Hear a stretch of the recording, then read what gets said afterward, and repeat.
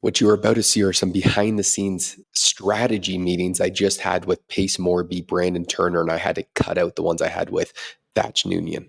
Then I also potentially closed a client who's trying to revolutionize and break through a $3.5 trillion per year industry. And he wants to give me a huge equity stake. But I mean, I think it's going to be very, very straightforward. I thought that we'll probably just go over everyone's current strategy for social media growth over the next 12 months.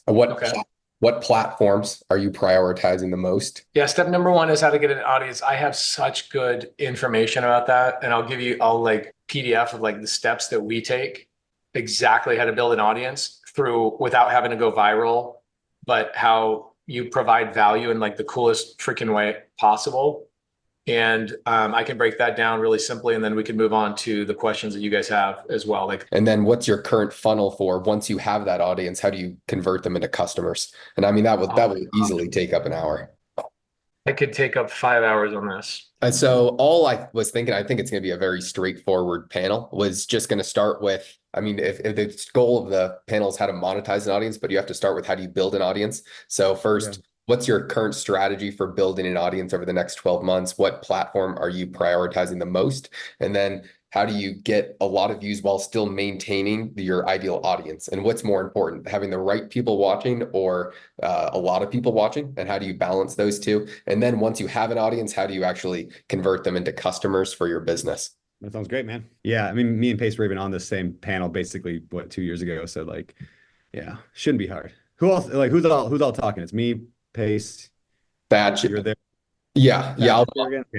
So you, Thatch, and Pace. Today's workday consisted of, in the morning, I had a meeting with the person who is making the secondary marketplace for life insurance, which is a multi-trillion-dollar industry. There's a massive yield that you can get from it, and this guy really wants to work together. So I'm trying to put in a game plan in place. He said that he would give me some sort of equity split, which would be pretty huge. I don't know.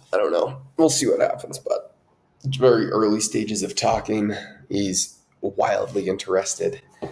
And then I had a meeting with Pace Morby, with Brandon Turner, with Thatch, which you just saw, for a speaking event that we will be having in Dallas, going over how to grow an audience and then how to turn that audience into customers, because that's what my business is. That's why this life insurance guy wants to work with me.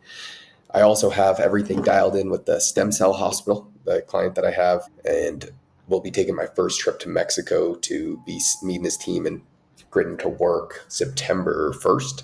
That will be right after speaking in Dallas. And so today's just been a hardcore work day.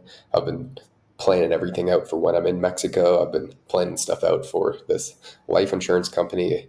Been planning stuff out for Ken for the speaking engagement. Been planning stuff out for St. Bart's because I have some work in St. Bart's August 18th. I got to get back to work. After working for a few more hours and then going to physical therapy. Crybaby. That's what you keep on saying about you, DJ.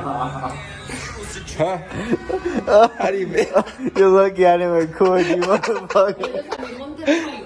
Me and PJ then decided to play some ping pong. There are some massive mental benefits to doing these paddle sports. In Arizona, I'm a huge fan of pickleball.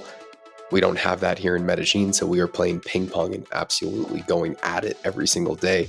I can feel my eyesight getting better, especially being on the laptop all day, as well as just playing sports and having a good time being competitive, as I just see huge impacts on my life. After that, we were studying. I always talk about how where I get the most benefit is by reverse engineering what the top people in the space do and writing down, trying to figure it out. That's what me and PJ were doing for a few hours.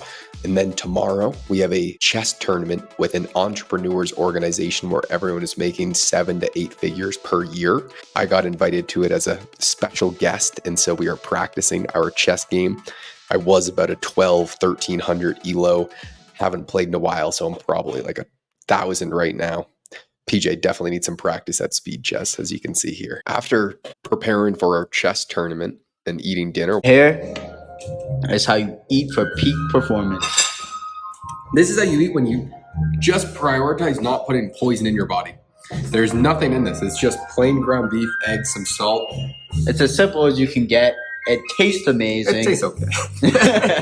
Let's not get ourselves here.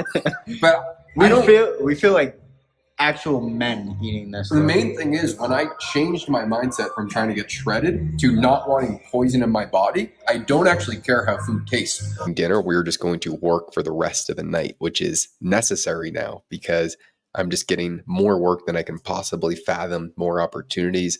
And this is when you put your foot on the gas. And I'm willing to sacrifice everything for a few months to really start to scale this business, which is what I think is going to happen. You start to hit this parabolic rise after a few years of extreme amounts of opportunity and everything getting thrown at you at once. And so I'm just going to do what I have to do and keep on grinding.